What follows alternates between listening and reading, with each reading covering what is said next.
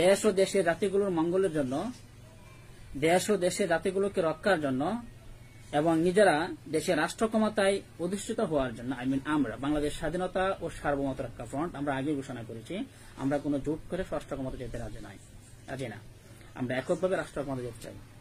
আমরা বাংলাদেশ স্বাধীনতা ও সার্বভৌমত্ব রক্ষা ফ্রন্ট রাষ্ট্র ক্ষমতায় অধিষ্ঠিত হওয়ার জন্য এই পরিস্থিতিতে দেশের জনপ্রশাসন সহ এই পরিস্থিতিতে একটা অবৈধ সরকার রাষ্ট্র ক্ষমতা আছে, সেটা 2 মাস পেরিয়ে প্রায় 3 মাস হয়ে যাচ্ছে। এরকম একটা এহেন পরিস্থিতিতে এই পরিস্থিতিতে দেশের জনপ্রশাসন সহ সবকিছু আমাদের নিজেদের নিয়ন্ত্রণে নেওয়ার বিকল্প আমরা দেখছি না। বাংলাদেশ স্বাধীনতা ও সার্বভৌমত্ব রক্ষা ফ্রন্ট এর বিকল্প দেখছে না।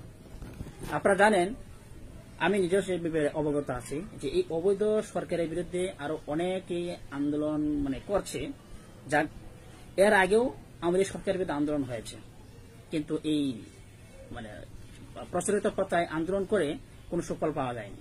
তারা সর্বশেষ একটি অগ্রহণযোগ্য, অনৈতিক এবং একটি লোক দেখানোর পাতানো নির্বাচনের মাধ্যমে একতরফা নির্বাচন করে তারা অন্যায়ভাবে অবৈধভাবে সরকার গঠন করেছে এবং রাষ্ট্র ক্ষমতায় অধিষ্ঠিত আছে।